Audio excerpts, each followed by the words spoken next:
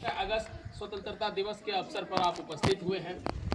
जैसा कि सर अभी 15 अगस्त के बारे में बताए, विद्यालय के बारे में बताए कि विद्यालय को किस तरह सुचारू रूप से चलाना चाहिए, किस तरह से हमारे विद्यालय का विकास होना चाहिए।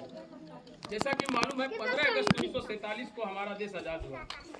लगभग 200 वर्षों तक एक उपनिवेश आए थे उपनिवेशिक करने, यानी अपने एक प्रकार का व्यापार करने, जिसको ईस्ट इंडिया कंपनी बोलते हैं 1600 में, और अगर हमारे देश को गुलाम कर गए।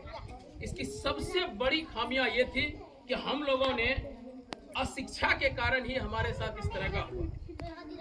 और आजाद कराने में कितने हमारे वीर सपूतों, हमारे देश के कितने वीर सपूत शहीद हो गए।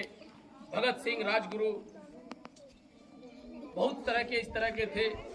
महात्मा गांधी का मार्गदर्शन, पंडित जवाहरलाल नेहरू, मोतीलाल नेहरू, इनके मार्गदर्शन, कई तरह के दल बने, गरम दल, नरम दल, कई तरह के बने। किस तरह से कुर्बानियां देकर हमारे देश को आजाद कराया गया है, ये आप लोग भली भांति जानते हैं।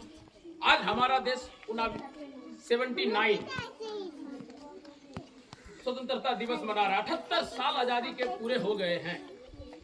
आज भी जो मुख्य धारा में हमारी शिक्षा है, सबसे बड़ा सवाल है। सवाल ये है कि आज आपके घर के बगल में विद्यालय है, और हम आप तमाम अभिभावकों से कहना चाहते हैं कि आप भरोसा करिए और कभी इस बात को अपने माइंड में रखिए ही नहीं कि मेरा बच्चा सरकारी विद्यालय में नहीं पढ़ेगा।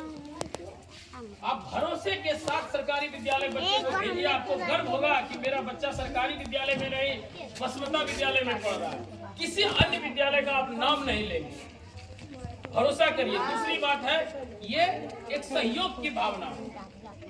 विद्यालय अवश्य आइए, बैठिए, और प्रत्येक मीटिंग होती है, जो भी कार्यक्रम होता है उसमें चढ़-बढ़ कर हिस्सा लीजिए। ऐसा नहीं है कि सब आएंगे करेंगे या जो, बिल्कुल नहीं। ये आपका विद्यालय है। हम लोग तो कर्मी हैं।